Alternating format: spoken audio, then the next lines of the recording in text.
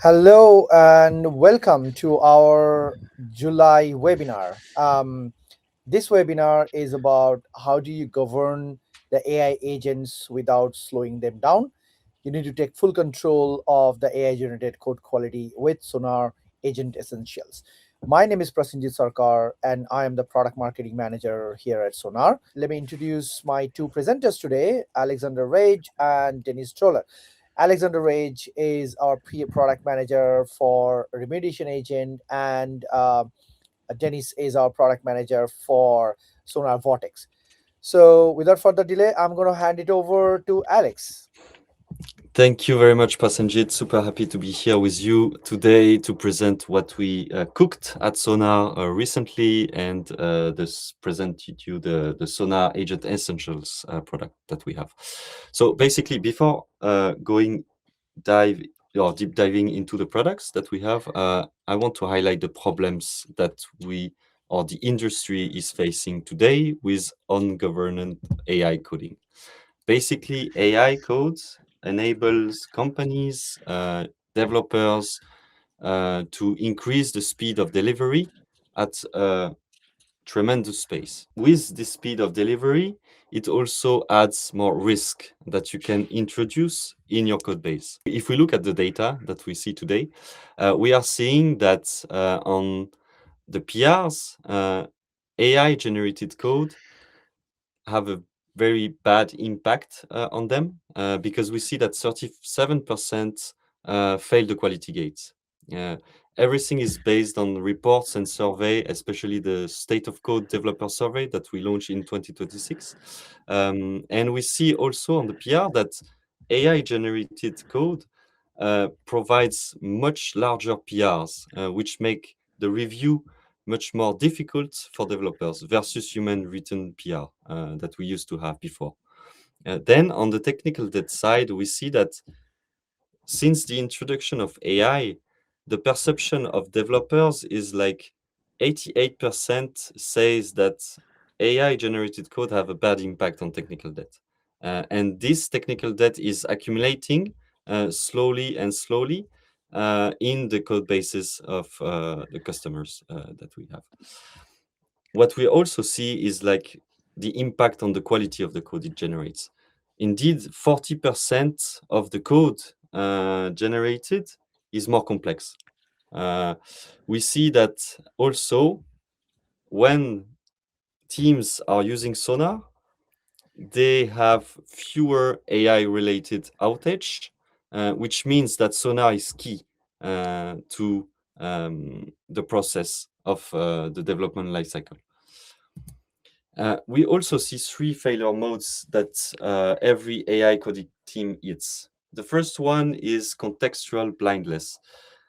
What I mean by that is agents that don't have access to the context usually produce code that could violate environment or causing architectural drifts or security gaps. The second one is late-stage verification. And what it means is like issues that are caused inside the PR is too late, right? You want the agent to have this verification layer while it's generating its code. And the third one is debt accumulation at scale. Basically, it's also related to what the data that I presented just before. If you don't have those verification processes on the agentic loop, then the debt will be accumulated afterwards, right?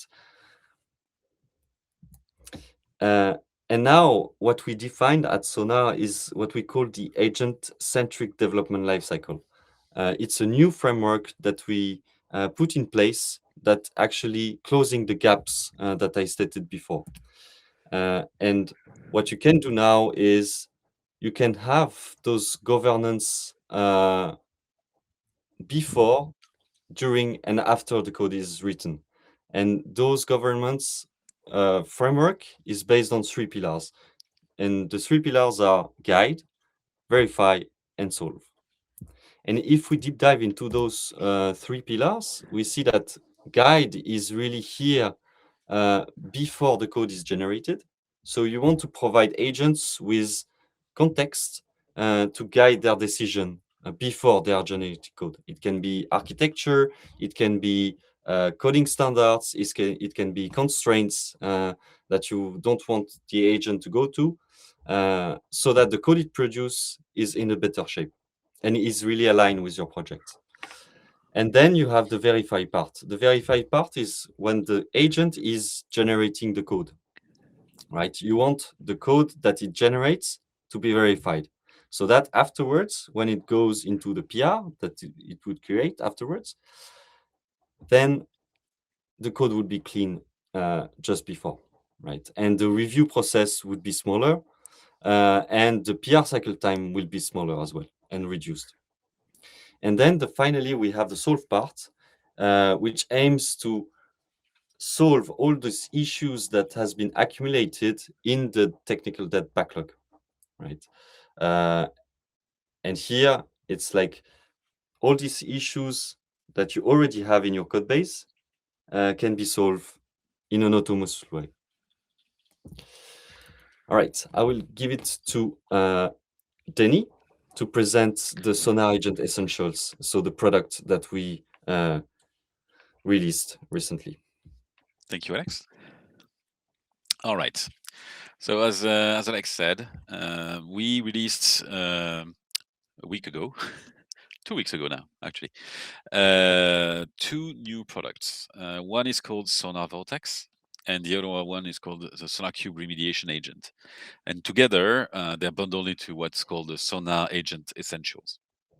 What do those two products do? Well, they each address different phases of the of what Alex described, which we call the ACDC, Agent-Centric Development Cycle, of guide, verify, and solve.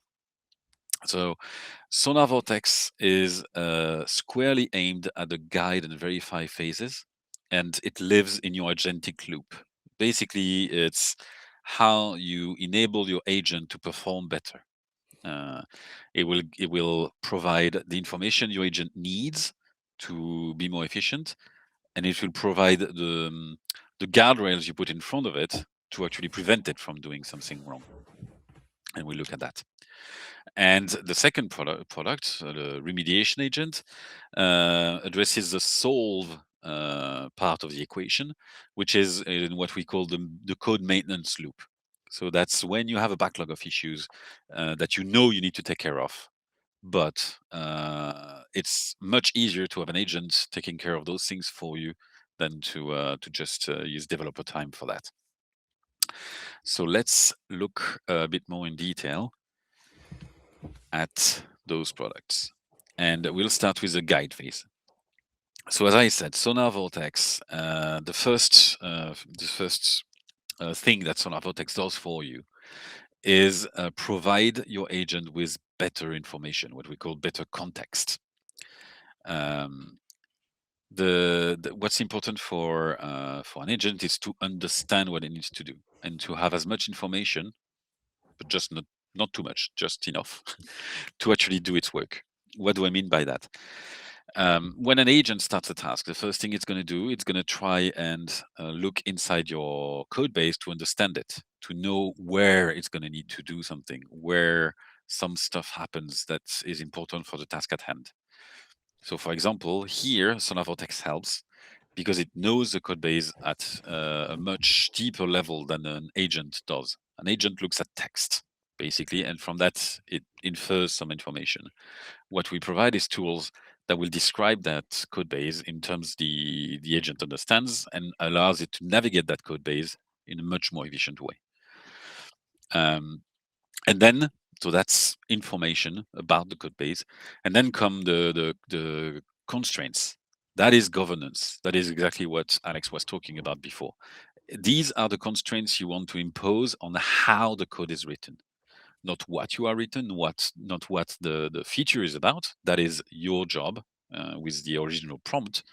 But what you don't want to do is in each and every prompt, try to define oh, by the way, you should not do it like that, and you should do it like this, and you should stuff that is always true for your code base.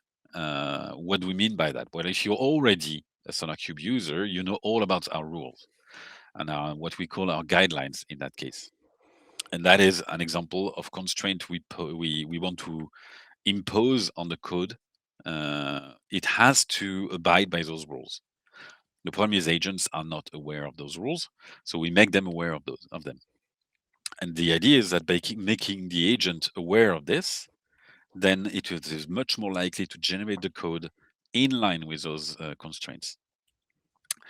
The second thing that we provide is going to be the architectural constraints. So that's something that you design. This is your code, and you know how you want to architect it. You know which modules are allowed to reference which other modules, which relationships are forbidden. There are this very, very simple example that everybody working with code knows. If you have a web application, you have a controller layer, you have a service layer, you have a data layer, and obviously you have references from controller to service, service to data, but controller cannot reference data. That's basically an architecture you can define. And just giving that to the agent, making it aware of what is allowed, what is not, makes it much more likely for the agent to generate the code in the right way to begin with. Third thing is the dependencies. That is also strong governance. Which dependencies do you allow in your code base? Obviously, you do not allow dependencies with CVEs. You do not allow malicious packages, and you also do not allow dependencies that have a license that is incompatible with the product that you are writing. So, for example, you do not want your agent to introduce a dependency with a GPL license. Well, if you don't tell the agent that, how is it going to choose something that actually aligns with that? So that's another example of the constraints we deliver. And why is that useful? Why is that important? Well, we want to start the prevention of issues as in the leftmost way. In the past, we used to bring that to the IDE, so the developer would be aware of those things. Well, now, who needs to be aware of that? Obviously, your agent. Doing that means that you start at the generation point. You do not wait for a later stage where it's more costly to actually do the same work. The outcome of this is that your code is significantly more likely to be in line with what you want, which will increase the pass rate at the PR level. It will increase the quality of the code, way fewer issues, and ultimately, fewer tokens spent on AI code generation. There's a study that shows that for $1 spent on AI, actually 18 cents is, shall we say, feature or actual work. And the rest is correcting problems that have been created in those 18 cents. 82% of that dollar could be prevented. And that's what we aim at with the guide part of Sonar Vortex, is to significantly reduce that amount of money. So code navigation to address some part of the 18 cents, because that's where you produce the actual value. And all those other tools to reduce the need for rework, because you do not introduce problems in the first place. What is Sonar Vortex? Sonar Vortex is a simple tool that lives in your agent. And when I say your agent, it's whichever agent you chose to run with.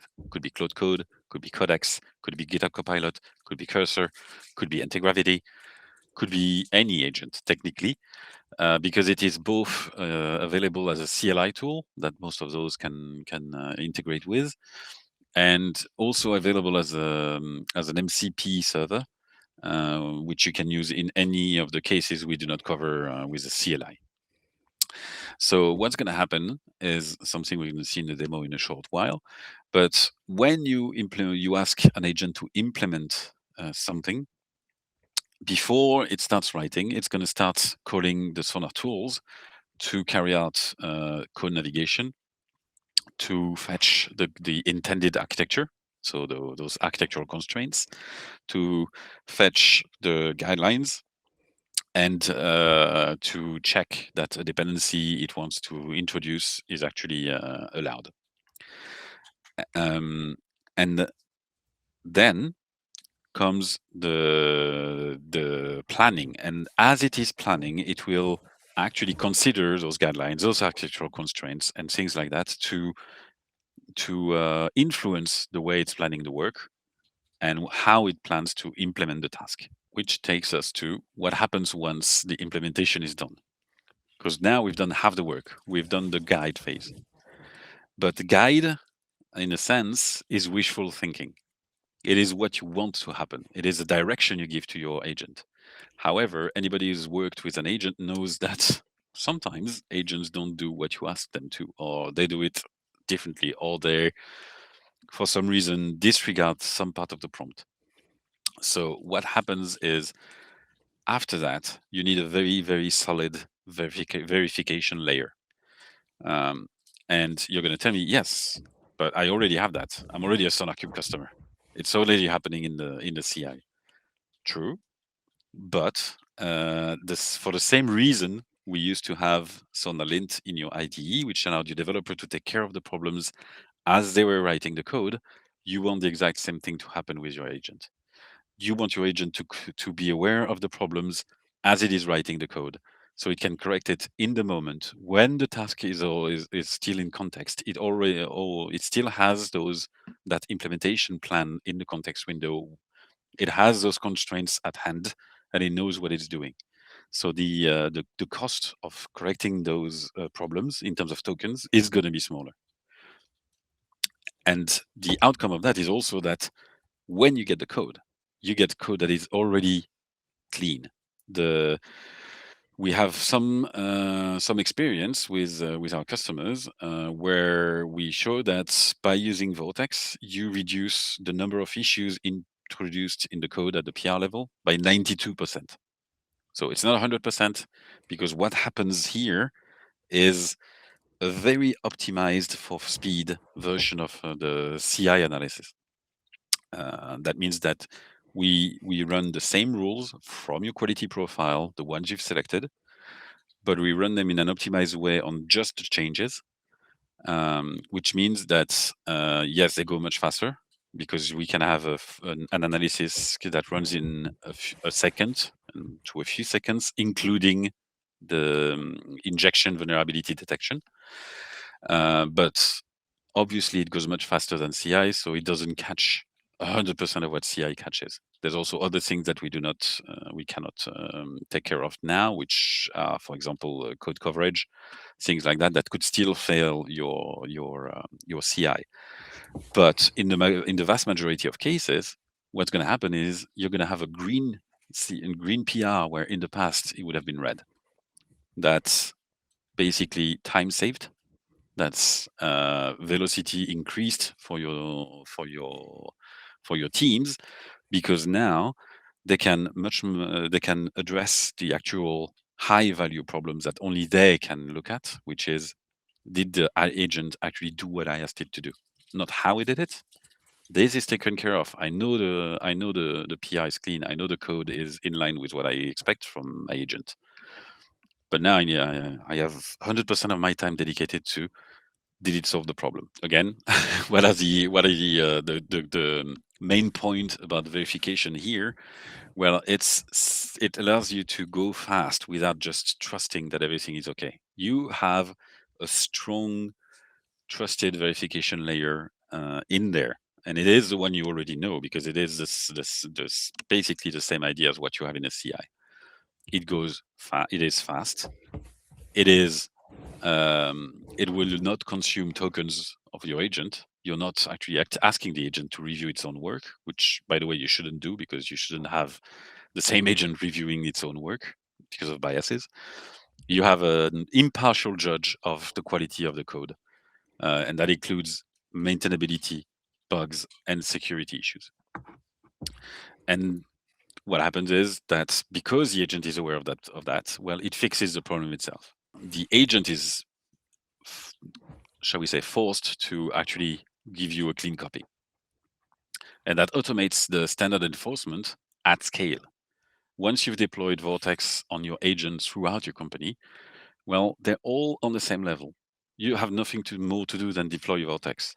You are not trying to synchronize MD files with the content of your Sonar rules that you really want, etc. No, that's automatic for you. And when you change your quality profile, that is automatic as well. All the agents are aware of what you've decided to change. You change your architecture, same thing. Everybody's aware automatically with a single source of truth. So how does that work in practice? Well, that's what we're going to see. I tend to work with Cloud Code. As I said, you could work with Codex, you could work with Copilot, you could work with Cursor, any of those, no problem. You can deploy that either, as I said, as MCP or with a CLI. And for most of those agents, you can just use a marketplace plugin, SonarQube plugin, that will install everything for you. But what does that look like? And this is a prompt.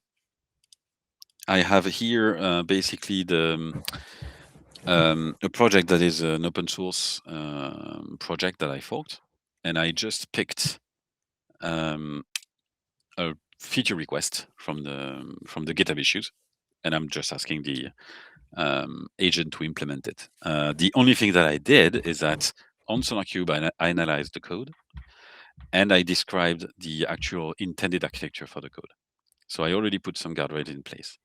And here what you see is that the first thing the agent does is that it gathers the guidelines. So that those are the rules that you want applied on your code base. And it explicitly says, okay, this is Java, and what I'm doing is adding a web API, and I'm going to do some testing. So please give me the rules that matter for those things. And why is that important? Because in Java, for example, we have 600-700 rules, maybe. If we were to dump all the rules, that would be completely counterproductive. We would be eating a lot of the context window, and most of those rules do not apply to what the agent is doing at this time, which means that they're just noise, and the actual important rules, they are not actually followed. So we curate the rules to the actual task at hand to give your agent the best context, the best guidelines. The second thing is asking for the architecture, the intended architecture, which means, okay, now it's aware of what is allowed and what is not. And that's going to be important after that. So once that is done, the agent starts planning, and it uses the information gathered in the first place to actually carry out its plan, design its plan, sorry. And then that's when it decides, okay, now I'm okay, I can start implementing. So let's look at what happens. So as the agent is implementing, it's actually changing the files. In the background, what happens is that every time the agent modifies a file, we have a hook that triggers the analysis of that file. This is exactly what you've seen here. It says there's a duplicate import. That's SonarQube saying, hey, there's an issue here. It's okay. It's normal because it happens. It corrected it. And it sees that there are 6 remaining issues, but they were there before. They're issues that the new code did not introduce. So it's like any good developer, it chooses to ignore them for now because they're not actually important for the task at hand. Those 6 issues are something that Alex will talk to you about later. Okay, here's another example. Here, it's basically reproduced the pattern that it sees in the file on how it implements a handler. And the way that is done is that you have you've got some standard responses when something is wrong. Unknown vehicle, unknown point. However, we flag that this string is duplicated like 12 times now. And because it added a new instance, now it becomes a relevant issue for the agent. So what it does, it says, okay, I'm going to extract that string into a constant and then apply that constant everywhere. So what's happening here is that it's going to correct actually 11 existing issues at the same time as it's correcting the one it introduced. And then you have some other ones that were already there. And that's basically what happens. It continues. It's gonna find some more issues that it needs to correct, which is it's gonna do. This one is of the same type, so I'm gonna gloss over. And once it's finished, it's gonna do one last round of verification, but this time it's gonna take all the files that it's modified, and it's gonna ask for a bulk verification of those files. Why do we do that? Because this is a very good example. This is a web API. If you introduce a new a vulnerability, there's a chance that it needs to go through all the files that have modified to actually consider where the problem is, because this is a data flow problem. This is user has a value in the parameter here, and this value flows all the way down to this SQL request, for example, this SQL query. Well, if it's not sanitized, there's a danger. But you only see that if you look at all the files, the handler, and then the service, and then this, etc., etc. So that's why we have that last layer, which makes sure that we do a deep analysis, which means we do taint analysis on all those files to give you the best protection. And that's it. Now the agent is finished. It's happy to report the modifications, and you've got nice, clean code. A bit more on Vortex. Just so you know, we actually carried out some pretty in-depth measurement. As I said, one of those measurements is that we see up to 92% reduction in issues that are introduced in the code, and this you've seen the explanation for that just now. On the other hand, we've also measured how much the token reduction, the token consumption is impacted, and obviously it varies by task, but we see reduction in up to 36% of the tokens consumed for a given task, and that is not nothing. If you think about it, let's say you spend $100,000 a year on AI tokens only. That is $30,000 that you've saved, and I would wager that most companies out there spend way more than $100,000 a year on tokens. All right, thank you, Denis. Sorry for that. Sorry No for worries. that. Okay. All right. So basically, the for the solve part, we have a new product called the SonarQube Remediation Agent, and this product is aiming to solve all the issues that lies into your backlog. So it's really focusing on the technical debt that is accumulating along the way, right? So I can imagine, like, when you run an analysis for the first time of a SonarQube project, you will find a lot of issues on your overall code.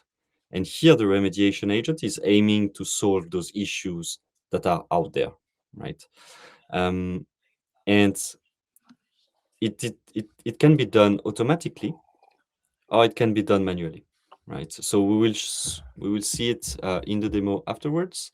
But basically, we have two ways. We have one way that is automatic. So basically, you defined what we called a scheduler with the frequency when the agent needs to be triggered, and the agent will automatically pull some issues from your backlog and create some PRs that would need to be reviewed by developers afterwards. Or you can assign manually the issues that are part of your overall code from the UI, assign them to the agent, and the agent will work on them automatically and create PRs. We always create PRs, and we always want to keep the developer in the loop as reviewers. What are the differentiators of the remediation agent with other agents that are out there, like Cloud Code typically?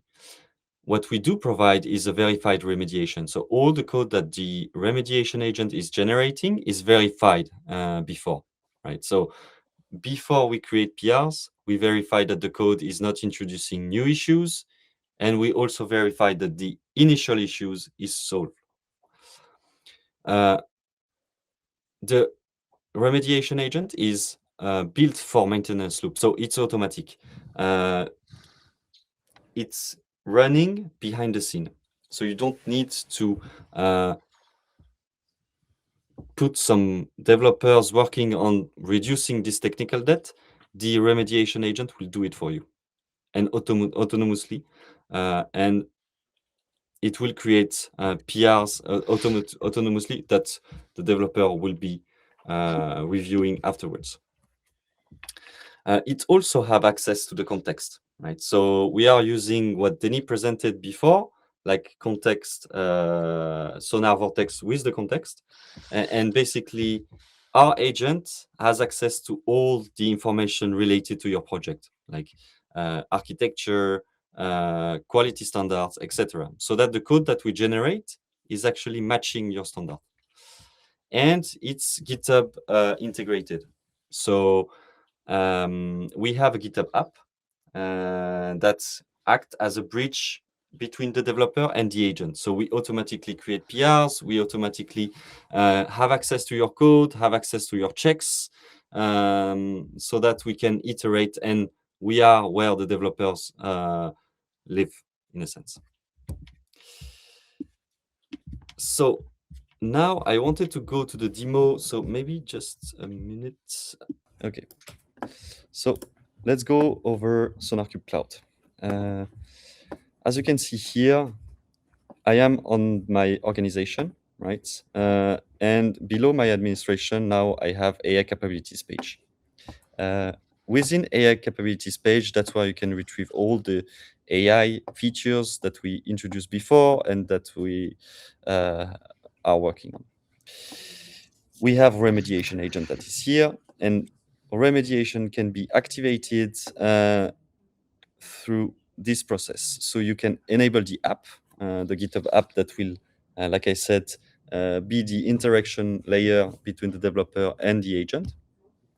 You will also be able to add your own key. So bring your own key. If you have an Anthropic or an OpenAI key, you can add them here, and the agent will be plugged to your Anthropic account or OpenAI account. And then you have all the layers where the agent will be. So you have the pull request at the pull request remediation. So I will show you how it works after. And you have the manual backlog remediation. So a manual way to assign issues to the agent. And you have the automated backlog remediation. Automated backlog remediation, that's basically the scheduler that I presented before. And that's that will trigger the agent automatically based on the frequency that you define. So for instance, here it's like daily, weekly, and when you want the agent to create PRs. You can also pause the agent. So for instance, when you reach a certain amount of open PR on your project, you can pause it so that you don't overwhelm developers with too many PRs to be reviewed. So now if I go inside a project that I have here, as you can see here, I have around 3,000 issues that lies into my overall code. And usually I don't have time to solve them because I want the developers to be focusing on new features implementation. So what you can do now is filter by all the issues that are fixable by the agent. Basically, it's like a selection of languages that we support, where we're sure that we are providing good quality. And what you can do is select multiple of them, if you want, and assign them to the agent. What it will do, it will trigger a job where the agent will pull the issues and then create PRs. So as you can see here, the agent has been triggered. We trigger 3 jobs because we will create 3 PRs, because we group also the issues by file and by issue type, so that the review process afterwards is simpler. We also added this page remediation agent at the project level, where you can follow all the jobs that were triggered previously and the ones that are in progress. So if I take an example of a manual backlog remediation that I launched previously, you have the link of the PR the agent created, and you can find on the GitHub all the information about what the agent did. So he's trying to solve these issues that I previously assigned with the location of the issue in the repository, and also what has been changed by the agent. And if I go back to the list of jobs page, you have also the source. So basically, automated backlog remediation is like the scheduler that I previously presented that is run on schedule. And if I click on the PR that he created, you can see that the agent pull 5 issues automatically from the backlog based on a heuristic prioritization that the LLM does, and is trying to solve them. So it means that developers don't have to go in the UI, assign issues manually. It's done automatically with that sub-feature.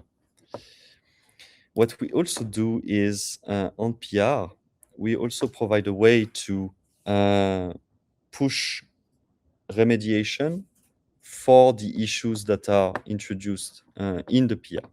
So here you can see the quality gate failed after the PR analysis. What the developer can do, he can trigger the agent by clicking here, and what it will do, it will create another comment with all the fixes that the agent provide and the link of the PR it created. So all the remediation solution that we provide is through PRs, because for us and for the developers it's way simpler to review. It's on a separate area, and here for the PR on top of PR, it's of course targeting the initial PR branch. So here it's this one, and all the descriptions looks the same. You can find all the issues and the diffs the agent produced. Thank you. I think we can go over the Q&A session. Thank you, Alex. Thank you, Denny. This was an amazing session, and I'm pretty sure our attendees have got a tons of information. There's a huge amount of questions that we got. I think we kind of squatted that out for you guys, where we were answering them in the backstage. But yeah, we have some couple of questions that we'd like to read out. So maybe just start with the first question that I see from Jason in our Q&A session. So the question is, what about the CI failures, test pipeline regressions, or requests for changes? How does the remediation agent handle the PR review cycle? So for the CI/CD, we are about to introduce a new feature that is actually CI/CD iteration. So basically, when we create PRs with the fix that we have, the agent will have access to the checks of the CI/CD and the tests, and will be able to update the code that he generated before. So this is what we call CI/CD iteration on PR that we create, right? On the, I think, if I understand correctly, the question is like review inside PRs that is created by developers, right? Prasenjit. Yep. So for that, we have another solution that is called Guitar, and that is really focusing on PR review, right? So Remediation Agent is really providing solution for issues. Guitar is providing review, another type of analysis, which is called agentic analysis, and also is providing remediation for all those kind of issues at the PR level. Cool. Okay. The next question is from Miguel, saying that let's say that there is a critical issue, such a vulnerable library. The agent may update it to the latest version, but this new version of the library could bring some incompatibilities. How would the agent guarantee that it is not bringing a library that breaks, or do we need to rely on having the code until unit tested? It's about remediation agent, or it's Yeah, about the agent in general?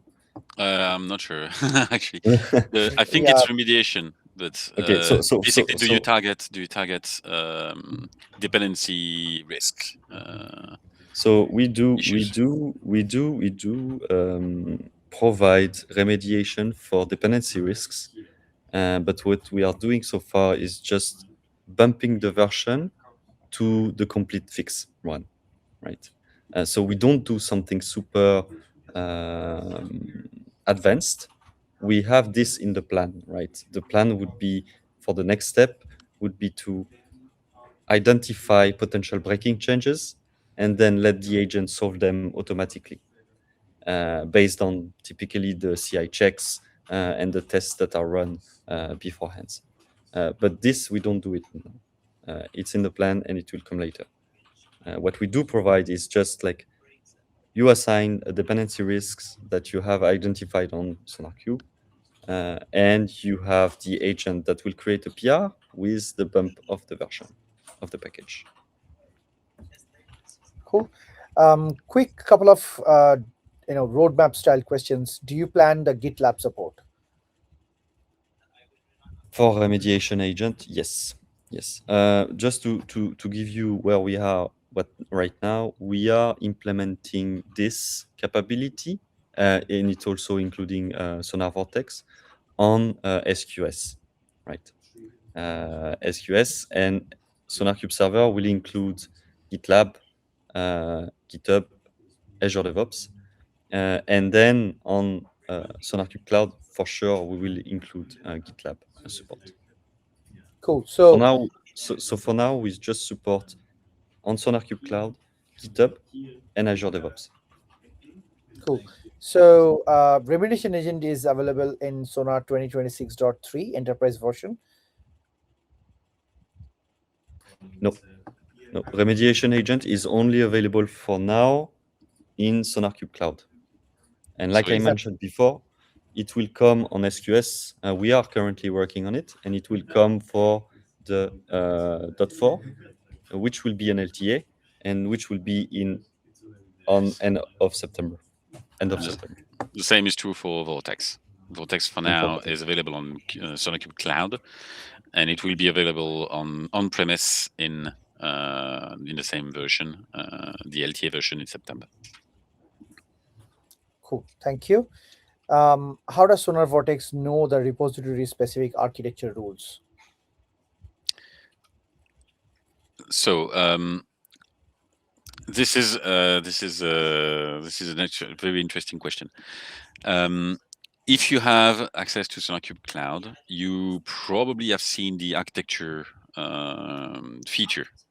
The architecture feature allows you to define some degree of architecture rules, which relationships are allowed between which modules, classes, things like that. So this is what Vortex makes available to your agent today. We are working on going much further in the roadmap later in the year, and looking at what you might be thinking about as architecture rules, which some people sometimes maintain as architecture decision records and things like that. We don't have that yet. We're starting to think about what that would look like, generally speaking. And if you're very interested, I enjoin you to send us a message or request for contact, because we would love to talk to you. So drop a drop a line in the chat, maybe, I don't know. Or if you have a salesperson, feel free to contact them directly. That's the easiest way. Cool. Okay. Next question is so the LLMs are getting better and better every single model, every single iteration. So why do we need Sonar to verify the code? If you haven't taken a look at the Sonar LLM leaderboard, you should search for that, and maybe our friends can drop the link in the chat. That is very, very eye-opening. LLMs are not perfect, far from it. They're getting better, right? But they still introduce issues. They still create code that is overly complex. They create security issues. They create bugs. And relying on the fact that they're getting better is just closing your eyes and praying. You do not want to introduce a bug or a security a vulnerability in your production code. By the time you figure it out, it's too late. If you're taking that risk, it's on you, basically. So my point is, this is to my in my opinion very important as a protection for the future. There's also, on the maintainability side of things, we also have a study that is an actual study that we've published that shows that if your agent works on a code base that is free of issues, it will basically, so what we call cleaner, or used to call cleaner, it is basically going to consume 7 to 10% fewer tokens when it's working on it. So making the code more complex, making the code without naming conventions enforced, with without standards, basically, and with more bugs or problems, makes the work of the agent more difficult, which means that it's going to cost you more to get your agent to introduce the next feature, and the next feature is going to be harder again, and the next feature is going to be harder. When you actually use the SonarQube Remediation Agent to clean up your code base, and you use Vortex to keep it clean, meaning not introduce new problems, you're actually compounding all that into lower costs in the future for your development team. Good. Thank you. So yeah, we're gonna send you a follow up and share the blog article as well that we have written that Denny has mentioned about the seven to close to 7 to 10% the kind of code the token savings that we're talking about. Okay, next question. So can I? It's a very popular question. Can I purchase Sonar Vortex and SonarQube Remediation Agent separately? The answer is not yet. For now, you can, and I know that question very well. I've heard it before. For now, we have the Sonar Agent Essentials offering. It's an introductory package, so that you can have all the tools in your tool belt to go into the agentic age with confidence, shall we say. We are working on making those available separately. That is going to happen in the near future, but I don't have a date. I don't have a more precise answer than that for now. Cool. Okay. There's an interesting question which says, what is the difference between adding vortex constraints versus adding them to an agents.md? Interesting question. As I said, if you were to dump 800 rules in an agent MD, that is not going to work.